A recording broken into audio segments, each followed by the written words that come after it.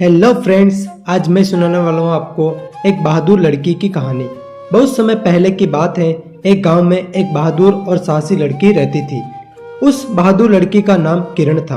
किरण छोटी सी उम्र से ही वीरता की भावनाओं में और उनके माँ बाप के साथ बिताए गए समय से प्रेरणा पाती थी।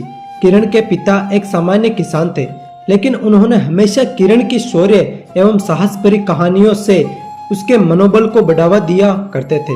उन्होंने किरण को सिखाया कि बड़े संघर्षों का सामना करना और समस्याओं का समाधान निकालना केवल मर्दों का ही काम नहीं होता है। यह बात उस लड़की के जहन में बस गई। एक दिन गांव में खबर फैल गई कि पास के जंगल में एक बहुत ही खतरनाक राक्षस आया है और वह गांव पर आक्रमण करने की कोशिश कर रहा है।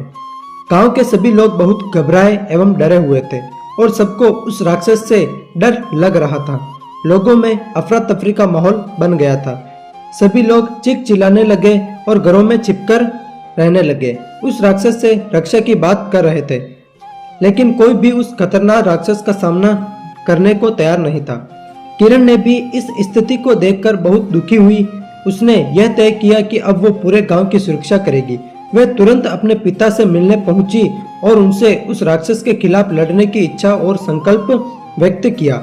उसके पिता अपनी बेटी की बहादुरी और साहस को देखकर बहुत प्रसन्न हुए।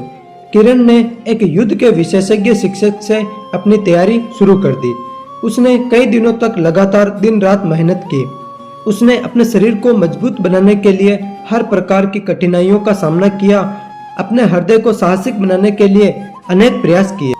अंत में किरण को उस राक्षस से मुकाबला करने का समय आया। उसने अपनी युद्ध की तैयारियों के साथ खुद को उस राक्षस से संघर्ष के लिए तैयार किया और उस जंगल में चली गई।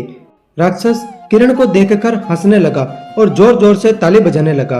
उसने हंसते हुए कहा, तू कौन है छोरी? मैंने कई लोगों को डराया है, लेकिन एक लड़की को पहली बार देख रहा हूँ जो मेरे सामने खड़ी हो रही है। किरण ने अपनी साहस और दृढ़ संकल्प के साथ उस राक्षस के सामने खड़ी होते हुए कहा, मैं तेरी दुर्बलता और दुष्कर्मों का अंत करने आई हूँ। मैं तुझे यहाँ से अपने साहस और वीरता से हराऊंगी। राक्षस की यह बात सुनकर किरण का मन नहीं भरा। वह जानती थी कि यह संघर्ष सिर्फ शारीरिक बल पर नहीं, बल्कि साहस और सामर्थ्य में ही है। किरण ने राक्षस के सामने उसके सभी बुरे कर्मों को गिनाया और उसके मानवता के लिए काम करने की अपील की। वह राक्षस को यह समझाने की कोशिश कर रही थी कि उसकी शक्तियों का उपयोग उन्हें बुरे कामों की बजाय मानवों की सुरक्षा के लिए करना चाहिए। राक्षस ने किरण की बातों को सुनकर सोचने लगा। उसके दिल में कुछ बदलने लगा। उसने किरण से कहा, तूने मुझे समझाया कि शक्तियों का सही उपयोग करना जरूरी है। मैं यहाँ से जा रहा हूँ, लेकिन मैं तेरी बातों का पालन जरूर करूँगा। राक्षस ने गांव के लोगों के साथ समझौता किया और उनसे माफी मांगी। उसने उनके साथ एक समझौता किया कि वह अब उनकी सुरक्षा करेगा और किसी भी तरह से किसी का नुकसान नहीं करेगा। किरण ने अपनी बहादुरी और साहस से न केवल अपने गांव की सुरक्षित किया, बल्कि उसने एक बदलाव की प्रेरणा सभी को दी, खासकर गांव की लड़कियों को। उसने सिखाया कि छोटी सी लड़की भी बड़े संघर्षों का सामना कर सकती है और अपने दृढ़ संकल्प को मनोबल से जी सकती है। शिक्षा।